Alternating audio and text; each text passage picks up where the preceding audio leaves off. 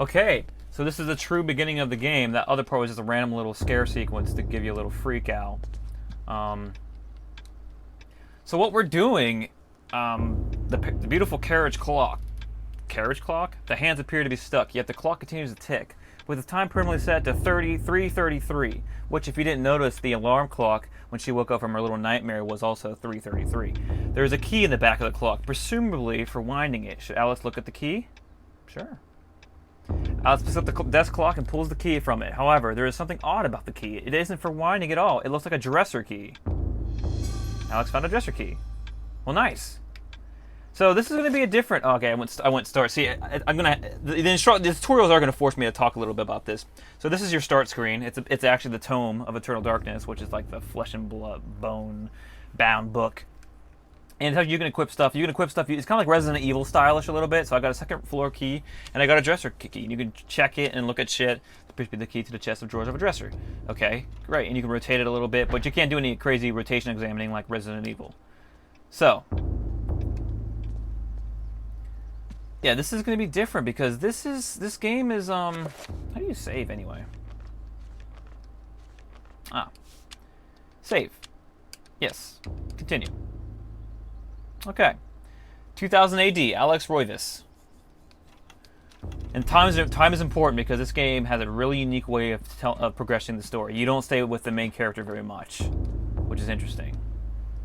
The last week rays of sunlight flight the shroud of darkness. It lends an eerie feel to the last few weeks' events. As the sun sets, Alex will be alone in this house, with nothing but the spirits of old for company. I'm kind of just giving a little bit of read of things. Portraits of the ancestral Roivas line the foyer walls. Their faces reveal a dark, brooding edge. There's something about each one that gives the viewer an unsettling feeling. Now look at that.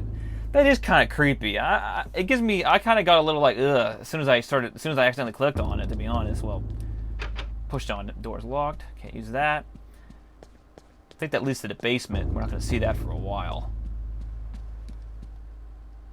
Once again, ugh. Okay, same description. Ugh. Because this is not a first-person shooter. This is not a rage platformer. I mean, this is like a horror survival horror. It's a lot more slower paced, and the story is a lot more important as opposed to the action. So it's a lot more exploration and like text reading, which I'm going to attempt to do it because I really like to do this.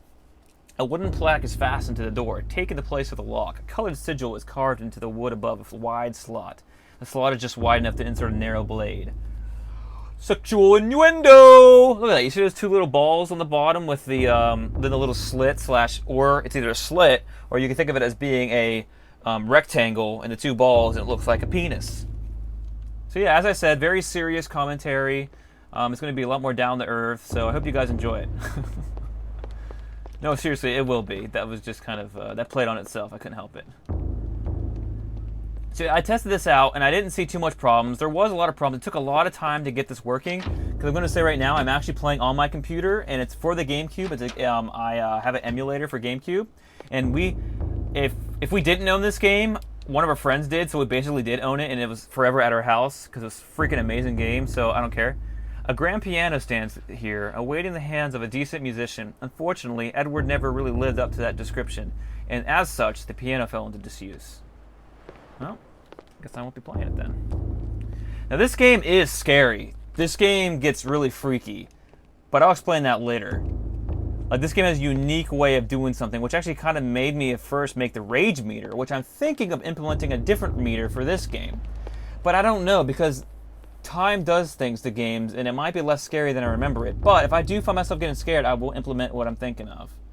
But if you guys don't like it or think it's too cheesy, then I will remove it, because it is for you guys mostly. The illustration features a collection of strange line designs related to each other in a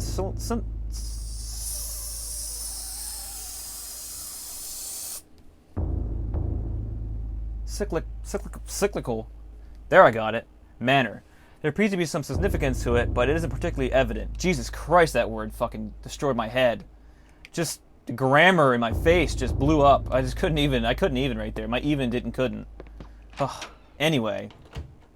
So yeah, that was a nice little exploration here. I think I went through this door, right? It's the same, yeah, okay. I just couldn't tell. Is that a drawer, actually? No, okay. You really can't check too much. But I didn't get that dresser key last time when I was testing this game out, so obviously that leads to something. So we can go up to the second floor too, which I'm about to. Nothing over here. Okay, so yeah, this is partially blind, but not in this. I have beaten this game. I don't know. I think I might have beaten it 3 times actually in my time, but it was like one after the other because I wanted to see that there's like 3 different paths you can take. So the key comes apart in the loft. The key to the second floor is broken. Perhaps there's a way of repairing it. Oh. So I don't exactly remember everything, so there would be a lot of surprises. And the fun part about this game is that the way that it scares you can be always different depending on how you play the game. Now, how is that not creepy? Ugh. Got an observatory here. Very pretty. Okay, some sort of puzzle. A brass frame mirror is set into the wall. The mirror's direction can be adjusted by means of 2 crankshafts set below it. A curious way. Should Alex adjust the mirror? No, right now... No, actually, we're not going to mess with this room. This room is actually way later in the game. So we're not going to worry about that. Now, when I said that I'm not going to talk about stuff late, like, I could say that. I mean, I know what that part's about, I think. So I'm not too worried about that right now. In the warm glow of candlelight, the Roivus family tree hangs from the wall. Shadows flitter across its surface, obscuring the detail. If one looks closely, the family's secrets are revealed. And there's definitely a hanging man in one of those trees. That's fucking creepy. So apparently that's the family's secrets, which is unsettling beyond belief. Yeah, this game kind of is giving me a chill already, I'm not gonna lie. It's especially if you get into it, which I am right now. Ugh. But yeah, so if you remember correctly in the cutscene in the beginning, the books in the corner seem to focus on the supernatural, the writings of Poe, Lovecraft, the poetry of Blake, and the art of Bosch. Everything with a tie to ethereal horror or fantasy. It is all here, a reference library to the arcane. Was this Alex's grandfather's secret hobby? Probably. This is where his grandfather's bloody corpse was, but now there's nothing. Kind of creepy how it fades out like that. Dislike. Scary as hell. This has a really just weird mood about it because you're all by yourself and this is where it happened, right here. A slight draft can be felt issuing from beneath the bookshelf, almost as though it's vent or empty spaces behind it. Interesting. What's it say? Nothing? Just looking at the picture? That's cute. Well, this is kind of weird. You can just look at this and there's nothing there. Huh. Okay, here's that clock. Detail. The looming grandfather clock seems to stand ominously in the corner, gazing on this empty room with an almost patriarchal air. Use left stick and right stick to adjust the clock hands. Should Alex adjust the clock hands? Yeah. So, if you note into the puzzle, what you want to set it to is the only time hint that you have. 3:33. So let's get it to 3, and then we'll go slowly to 33 here. Right here. Here. And that open space, there is indeed an open space behind that. It's a secret compartment that leads to a hallway. Not sure where we're going to, but I like the main character. She's not like she's not sex appeal or anything, and she's a strong like woman character. She's not like a lot of woman characters that have no emotion and they're just strong that way. But this way, she has emotion, but she's also strong, and just her own personality. So here's your grandfather's like secret office, Edward Rovius. And holding B makes you sneak. I'm not sure when you do that, but I can do it. A lot of shit here. The aged page set inside a glass frame hangs on the wall. An insane scribbling covers the page, incomprehensible to Alex. Perhaps if Alex had some kind of tome, it could be deciphered, like a tome of dreaded cone comments. This Gothic cathedral is silhouetted against a stark light. The image is vicious and devoid of subtlety. Every brushstroke echoes the spike of the architecture, imbuing a violent feeling, as though the building itself is a harsh imposition on reality.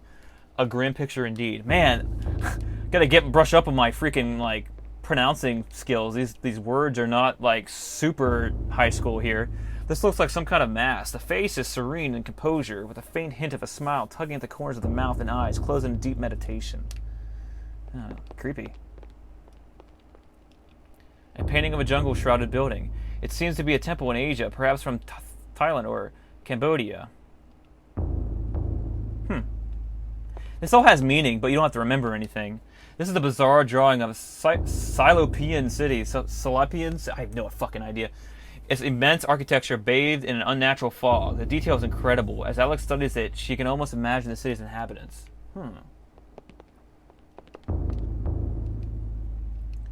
An ancient Roman weapon, a gladius, is on display above the fireplace mantle. Another token of Celtic drunk. Yeah, Celtic junk. A diabolic drawing of a stack of human bodies, each one cemented in place. What twisted psyche could have executed this drawing? Though disturbing, it is meticulously rendered down to the subtlest detail. The precise anatomy of fractured bones and the convulsions of spines and ribs entwined into a mesmerizing sight. Okay, Alex Roivius, we know what you do in your spare time, you creepy bitch. Got some lights. The small shrine of candles. Their placement appears to be very deliberate, matching the etchings on the table and the wall's illustration. The candles are unlit. Alright, so we got one flashing object in the center that I totally ignored on purpose. A large leather-bound antique book rests upon cluttered desk. Should Alex read the book? Yes. And here he goes, he reads it, and this enters to the first chapter, the second level of the game.